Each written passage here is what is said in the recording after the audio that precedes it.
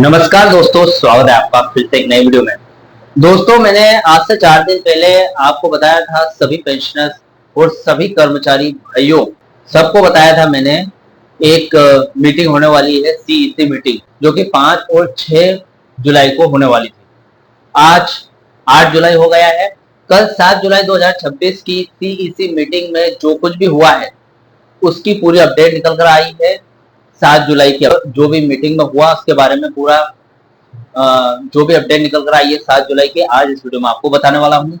तो दोस्तों, जो सीईसी मीटिंग हुई है 5 और 6 जुलाई को, इस मीटिंग में जो यूनियन है, जिसमें कर्मचारी यूनियन और पेंशनर्स यूनियन दोनों मिलकर एक बहुत बड़ी प्लानिंग की तैयारी कर रहे हैं, जिसके तहत पेंशन रिवीजन और वेज रिवीजन यानी कि थर्ड पीआरसी को लेकर जो चल रही डिमांड है उन सभी को प्राप्त करने में आसानी होगी, यानी कि थर्ड पीआरसी लागू करने में आसानी हो जाएगी। तो जो ये 7 जुलाई 2026 की अपडेट है, इसमें क्या बताया गया है सीईसी मीटिंग के बारे में, कहां तक पहुंची सीईसी मीटिंग में, कौन कौन से बड़े प्लान बताए गए हैं, पूरी जानकारी आज इस वीडियो में आपको बताने वाला हूं। दोस्तों, पेंशनर्स भी हाईकोर्ट के झटके के बाद, यानी कि हाईकोर्ट में हारने के बाद अब थर्ड पीआरसी एक लौता सहारा है उनका, और इसको लागू करने के लिए कर्मचारियों का साथ देना जरूरी है। तो देखते हैं, चलिए आज इस वीडियो में पूरी बात जानेंगे कि सीईसी मीटिंग में एग्जैक्टली क्या बताया गया है। दोस्तों, अगर आप मुझसे जुड़ना चाहते हो तो मेरे चैनल को सब्सक्राइब कर लेना। बीएसएनएल से जुड़ी जो भी अपडेट है मैं इस चैनल पर अपलोड करता हूँ। तो दोस्तों, अगर ये जानकारी, मेरे द्वारा दी गई जानकारी अगर आपको सही लगे, अच्छी लगे, तो इस जानकारी या फिर इस वीडियो को लाइक करके जरूर जाना। चलिए दोस्तों, बढ़ाते हैं वीडियो को आगे।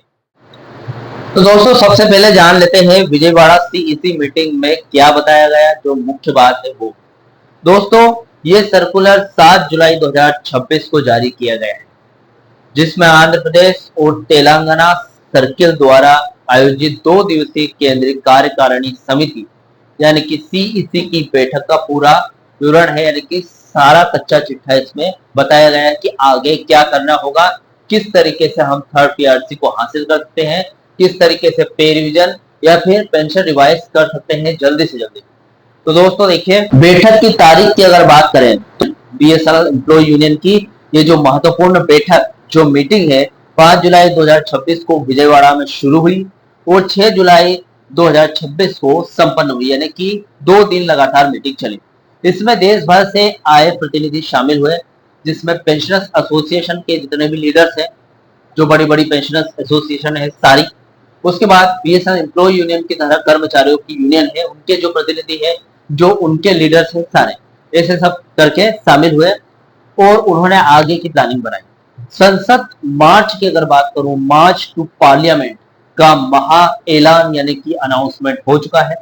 मीटिंग का सबसे बड़ा एजेंडा यही है कि यूनियन ने वेतन संशोधन यानी कि वेज रिवीजन लागू करवाने और बीएसएनएल को बचाने के लिए सीधे दिल्ली में मार्च टू पार्लियामेंट, संसद संसद मार्च जिसको बोलते हैं, करने और देशव्यापी आंदोलन को और तेज यानी कि इंटेंसिफाई करने का कड़ा आह्वान किया है, यानी कि अपनी तरफ से अनाउंसमेंट किया गया है। अब दोस्तों, नेताओं का इस पर जो लीडर्स है, पेंशनर्स एसोसिएशन, उसके बाद जो कर्मचारी यूनियन है, उनका क्या इस पर रुख है वो देख लेते हैं। देखिए, बैठक में बीएसएनएल एम्प्लॉय यूनियन के general secretary comrade Animesh Mitra और vice president comrade comrade P Abhimanyu ने नॉन एग्जीक्यूटिव कर्मचारियों के wage revision, membership verification, MV को लंबे समय से लटके अन्य मुद्दों पर बात की है। यानी कि आपको बता दूं दोस्तों, मेंबरशिप वेरिफिकेशन भी काफी टाइम से नहीं हुआ है। मेंबरशिप वेरिफिकेशन यानी कि यूनियनों का चुनाव, मान्यता प्राप्त यूनियनों की जरूरत है वेज रिवीजन लागू करवाने के लिए। अब मान्यता बहुत ही अभी 3 से 4 महीने पहले खत्म हो गई थी, लेकिन टेम्पररी तौर पर मैनेजमेंट वेज रिवीजन लागू करवाने के लिए सिर्फ टेम्पररी तौर पर सरकार ने मान्यता दी थी इनको, यानी कि यूनियनों को, लेकिन वो भी मान्यता खत्म हो रही है। इसलिए एक स्थायी तौर पर मान्यता मिलने, स्थायी तौर पर मान्यता लेने के लिए यूनियनों ने अपना चुनाव जो प्रोसीजर है वो शुरू कर दिया था। लेकिन अब स्थिति यहाँ तक आ गई है कि अगर इस चुनावी माहौल को देखा जाए तो ये कम से कम आज से लेकर 1.5 से 2 महीने लगातार चलेगा, तब जाकर कोई मान्यता प्राप्त यूनियन कुर्सी पर बैठेगी और फिर वेज रिवीजन का कार्यक्रम फिर से शुरू होगा। अब वो उस प्रोसेस को चलते चलते जो जुलाई का ही नहीं, पूरे दिसंबर तक यानी कि 2026 पूरा साल एंड हो जाएगा। इसलिए जो सभी यूनियनों ने और पेंशनर्स यूनियनों ने फैसला किया है कि अब चुनाव का जो प्रोसीजर है वो बात बन रही है। सबसे पहले थर्ड पीआरसी लागू करवाएंगे भैया, तो इसीलिए यहाँ पर लगातार एकजुट होकर इसका विरोध किया जा रहा है। अब ये मीटिंग वेज रिवीजन और पेंशन रिवीजन से कैसे जुड़ी हुई है वो बता दूं आपको। दोस्तों देखिए, इस समय दिल्ली हाईकोर्ट के आए हालिया झटके के बाद, जिसमें कोर्ट ने कहा था कि पेंशन पूरी तरीके से कामकाजी कर्मचारियों के वेतन संशोधन पर निर्भर है, ये मीटिंग दोनों पक्षों के लिए आर पार की जंग का रोड मैप बन गई है। यानी कि देखा जाए तो अब पेंशनर्स और कर्मचारी दोनों आपस में भाई है, ये दोनों अब कभी अलग नहीं हो सकते। अगर अलग हुए तो पेंशनर्स का कोई रोड मैप नहीं, यानी कि पेंशनर्स का पेंशन रिवाइज कौन करेगा। भले ही pension consolidated fund of India यानी कि भारत संचार की संचित निधि से भले आती हो, लेकिन रिवाइज करने का जो अधिकार है, पेंशन रिवाइज करने का अधिकार है, वो बीएसएनएल के खुद के पास है। यानी कि बीएसएनएल अपने खुद के फंड से रिवाइज कर सकती है पेंशनर्स को, डॉट ऑब्जर्वेशन।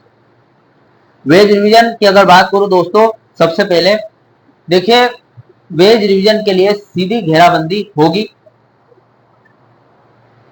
क्योंकि मैनेजमेंट और डॉट वित्तीय घाटे का बहाना बनाकर फाइल को अटका रहे हैं काफी टाइम से। यूनियन ने साफ कर दिया है कि अब टेबल टॉक का जो समय है वो खत्म हो चुका है।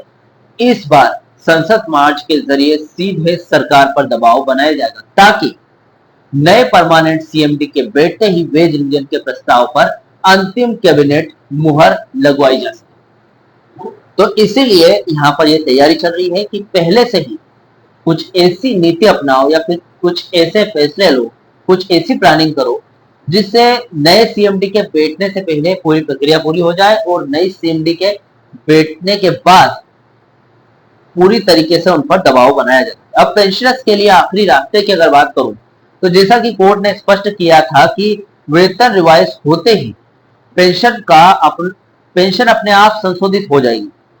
तो कर्मचारियों का ये जो संसद मार्च और आंदोलन अप्रत्यक्ष रूप से पेंशनर्स के हक की सबसे बड़ी लड़ाई है। जब तक थर्ड पीआरसी का रास्ता साफ नहीं होता, पेंशनर्स का काम आगे नहीं बढ़ेगा। इसलिए इस आंदोलन की सफलता पर ही पेंशनर्स का भविष्य भी टिका हुआ है। यानी कि सिर्फ कर्मचारियों की बात नहीं है, यहाँ पर पेंशनर्स का भी साथ होना जरूरी है। पेंशनर्स का भविष्य भी थर्ड पीआरसी पर टिका हुआ है। भले ही आपको पेंशन रिवाइज किसी भी आधार पर हो, लेकिन थर्ड पीआरसी लागू करवाना बहुत जरूरी है। अब आपका जो आधार था, आपको चुनने का जो आधार था वो खत्म हो चुका है। आप पहले 7 सीपीसी या फिर थर्ड पीआरसी दोनों में से एक चुन सकते थे, लेकिन अब कोर्ट के आदेशानुसार सिर्फ थर्ड पीआरसी एक मंजिल है आपके पास, उसी के रास्ते पर चलकर आपका पेंशन रिवाइज होगा। अगर थर्ड पीआरसी मुमकिन है या फिर थर्ड पीआरसी लागू होती है तो ही आपका पेंशन रिवाइज होगा। तो दोस्तों फिलहाल ये अपडेट थी विजयवाड़ा में जो सीईसी मीटिंग हुई, उसके क्या क्या प्लानिंग थे, पूरी जानकारी मैंने आपको प्रोवाइड कर दी है। इस जानकारी से जुड़े हुए जो भी आपके डाउट है, क्वेश्चन वगैरह हो तो मुझे कमेंट बॉक्स में कमेंट कर सकते हैं। वीडियो अच्छा लगा तो वीडियो को लाइक कमेंट जरूर करें। मिलते हैं दोस्तों next video. See you soon.